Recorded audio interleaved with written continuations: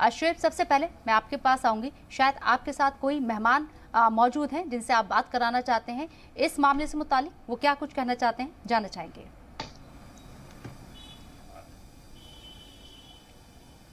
बिल्कुल। देखिए शबनम, सुबह से ही जब ये खबर आई उसके बाद से ही पूरा जो इलाका है जामिया नगर भी गम में डूबा हुआ है और हम दानिश सिद्दीकी के घर के बाहर ही मौजूद है पिछले कई घंटों से और परिवार के लोगों से भी बातचीत हो रही है।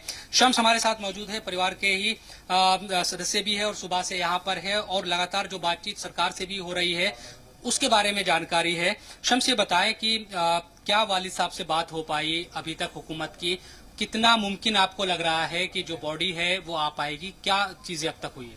जी, मिनिस्ट्री से ऑफिशियल कम्युनिकेशन आ गया है वालिद साहब के पास, दिन में ही आ गया था और उन्होंने उनसे कहा था कि हम अपनी तरफ से जितने भी कॉन्टैक्ट्स हैं पूरा इस्तेमाल करके पूरी कोशिश कर रहे हैं कि जल्दी से जल्दी दानिश को यहाँ पे लाया जा सके।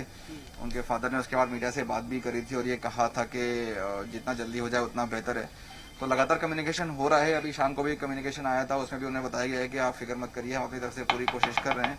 तो मैं उम्मीद है कि जल्दी एक अपडेट मिलेगा कि क्योंकि अब प्रॉब्लम वहाँ के जो हालात है, क्योंकि ये बात भी सामने आ रही है कि जो इलाका है वो तालिबान के कब्जे में है, इस तरह की इन तमाम सिचुएशन के बावजूद कितनी आप लोगों को उम्मीदें हैं और हुकूमती सतह पर जो बातचीत हो रही है उसको लेकर कितने मुतमईन आप जो परिवार के लोग हैं? ये कहना थोड़ा मुश्किल है कि तालिबान के कंट्रोल में वो इलाका पूरी तरह है कि नहीं। एक रिमोट एरिया है कंधार के बाहर, तो वहाँ पे अभी क्लासेस चल रहे हैं, तो एग्जैक्टली अभी किसके कंट्रोल में कहना मुश्किल है। लेकिन उम्मीद तो हमें पूरी है कि गवर्नमेंट अपनी तरफ से पूरी कोशिश कर रही है, क्योंकि कम्युनिकेशन दिन भर लगातार रहा है दानिश के ऑफिस के जरिए भी और इंडियन गवर्नमेंट के जरिए भी। तो हमें पूरी उम्मीद है कि जल्दी से जल्दी हमें एक फीडबैक या अपडेट मिलेगा कि वो कब यहाँ पे पहुँच रहे हैं हिंदुस्तान। पहले उन्हें कंधार लेके जाना है या कंधार पहुँच चुके हैं या वहाँ से हिंदुस्तान कब आना है, ये दो चीज़ों के बारे में अपडेट का इंतजार हम लोग कर रहे हैं। अभी तक जो भी सरकार से बातचीत हुई, देखिए यहाँ दो तीन चीजें ऐसी है जिनको बहुत ज्यादा जरूरी है जानना। एक तो ये कि ये बात लगातार सामने आ रही है कि जो हुकूमत है, हुकूमती सतह पर बातचीत हो रही है, ये बात सच है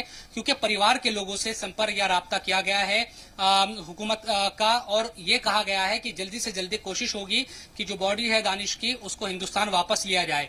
लेकिन ये भी सच है कि वहाँ चैलेंज बहुत ज्यादा है क्योंकि उस एरिया में क्लैश अभी जारी है, यानी कि लड़ाई वहां पर जारी है। इस तरह की भी खबरें हैं जो परिवार के लोगों को जानकारी मिली है उसके मुताबिक।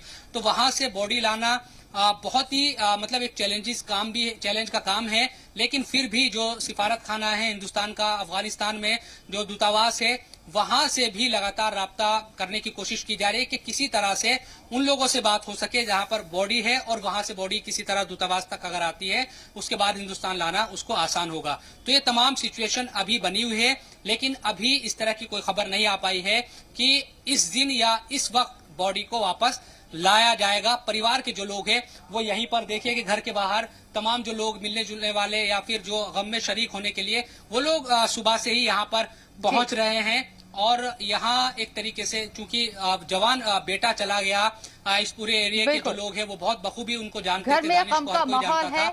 तो जब एक जवान बेटा शहीद होता है और इस तरीके से उसका कत्ल कर दिया जाता है, उस खानदान के ऊपर, उस परिवार के ऊपर क्या गुजर रही होगी ये बखूबी समझा जा सकता है।